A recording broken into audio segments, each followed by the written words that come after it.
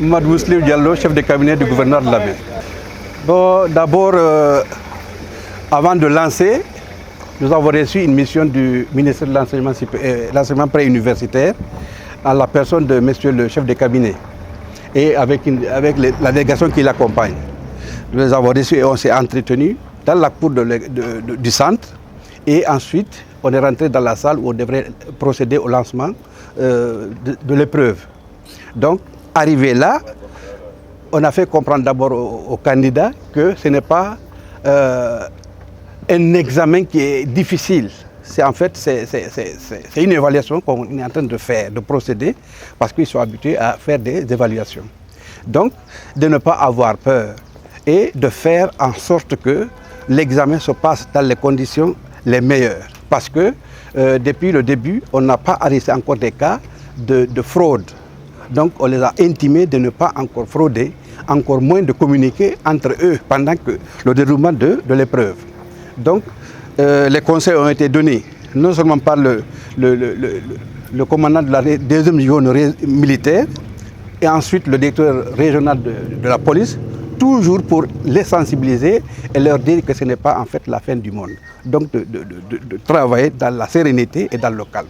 Tout se passera bien, on espère. Et aujourd'hui, ça a été lancé vraiment dans les règles de l'art. Je suis le colonel Tornou Tambakalas, commandant de la 2e région militaire.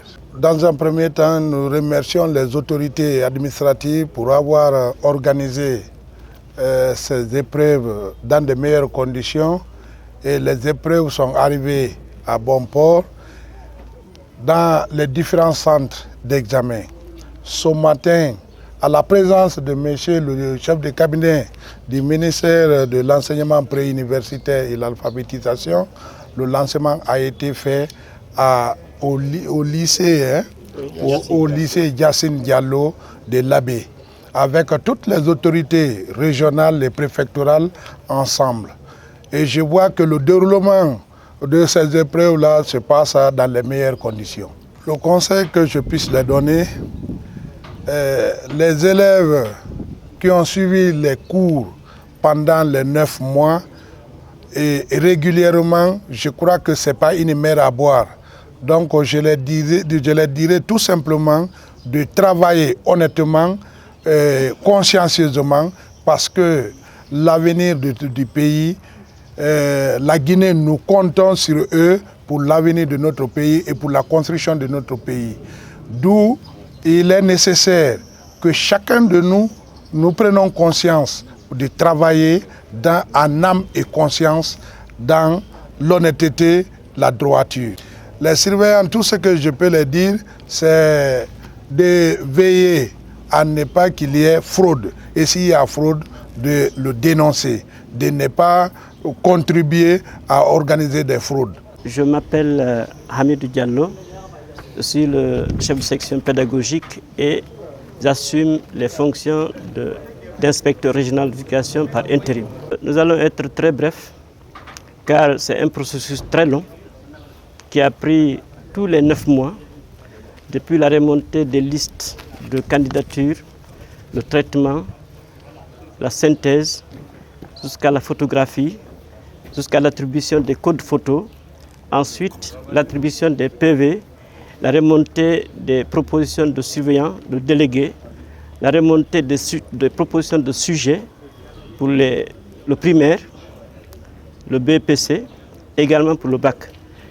Tout ça, ce sont des activités qui ont sanctionné durant toute l'année le processus d'organisation des examens nationaux. Je vous dirais que déjà nous avons fini avec l'examen d'entrée au collège qu'on appelle le CEE. Cet examen est complètement terminé et heureusement dans notre région, nous n'avons enregistré aucun incident, encore moins une fraude ou quoi. C'est-à-dire que les dispositions étaient vraiment très sérieusement prises en compte dans tout le processus. Quant au BEPC, il a mis en œuvre des dispositions les plus pratiques, car c'est au niveau du BEPC souvent qu'on enregistre certaines situations.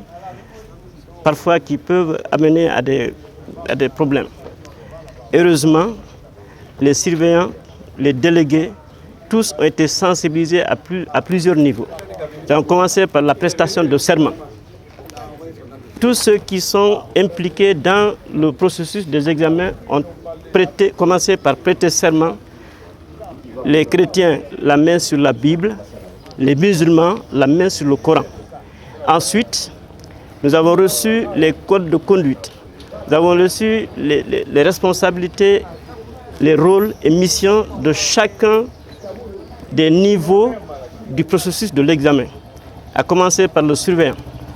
Commencer par le surveillant, le chef de centre, qu'on appelle le président de la commission de surveillance. Nous avons le secrétariat, nous avons la commission de correction, les présidents, les correcteurs, nous avons la commission de secrétariat, nous avons la saisie, nous avons la réception, commission de réception et de préparation des plis, également la commission de contrôle des notes, la commission de centralisation des notes.